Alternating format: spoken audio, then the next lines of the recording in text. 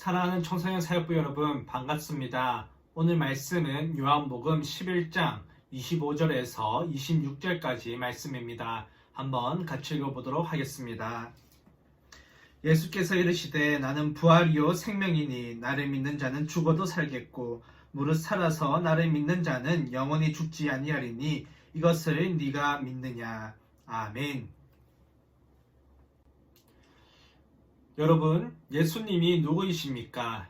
바로 예수님은 부활하신 하나님이십니다. 오늘 방금 읽은 요한복음 11장 25절과 26절의 말씀을 보면 예수께서 이르시되 나는 부활이요 생명이니 나를 믿는 자는 죽어도 살겠고 무릇 살아서 나를 믿는 자는 영원히 죽지 아니하리니 이것을 네가 믿느냐라고 말씀을 하셨습니다. 성경은 예수께서 영원한 부활자이심을 말하고 있습니다.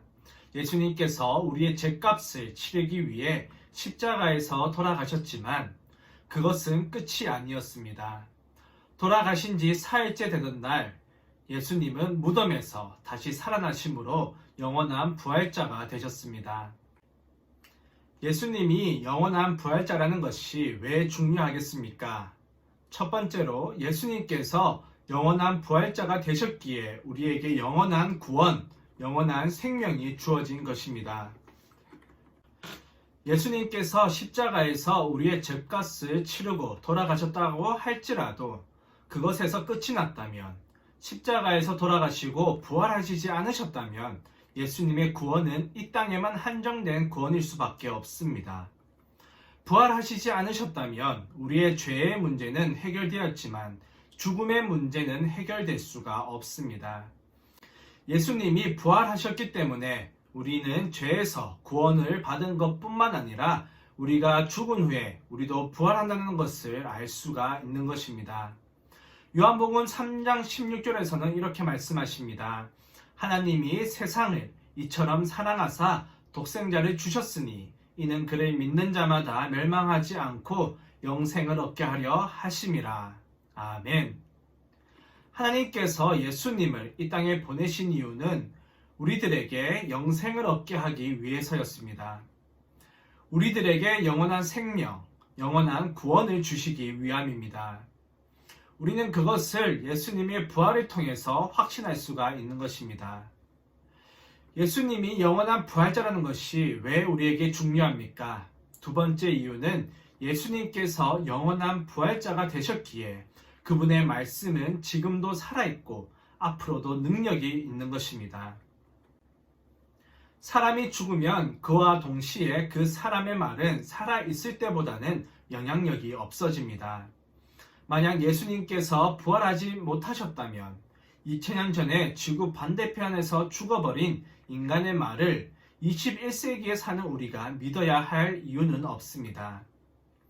그러나 예수님께서 부활하셨기에 지금도 그리고 영원토록 그분의 말씀은 우리를 고치시고 또 살리시는 생명의 말씀이 됩니다. 역으로 오늘날 수많은 사람들이 하나님의 말씀으로 새 생명을 얻고 새로운 삶을 살고 있다는 것은 실제로 예수님이 부활하셨다는 증거가 되기도 합니다.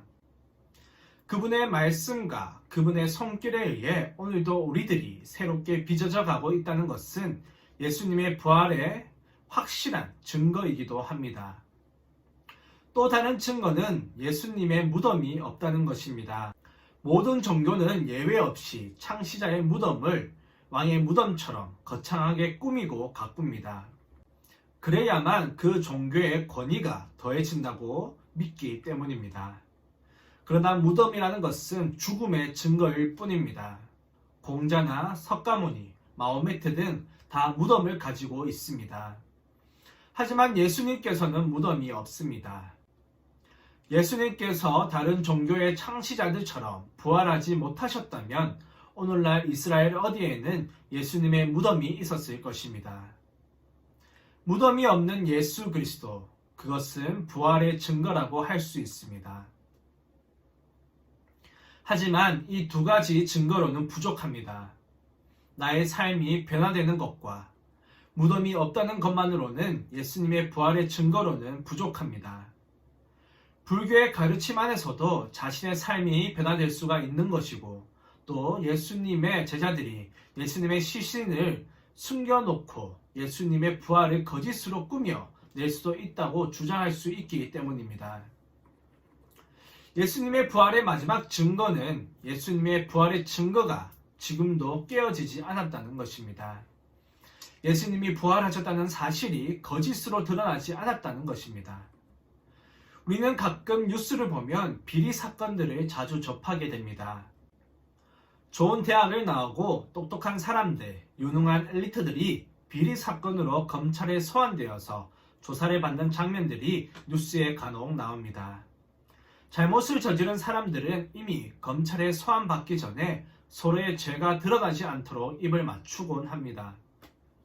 하지만 막상 검찰에 소환되어서 조사를 받다 보면 그들의 진술은 조금씩 차이가 나고 결국 비리가 밝혀져서 법의 심판을 받는 사건들을 우리는 볼 수가 있습니다.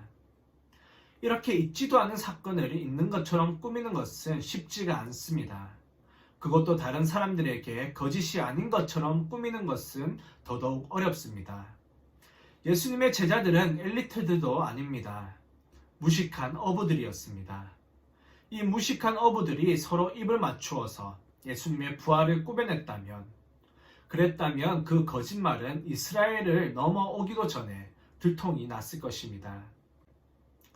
그리고 제자들이 목숨을 잃으면서까지 예수님의 부활을 외치지도 않았을 것입니다.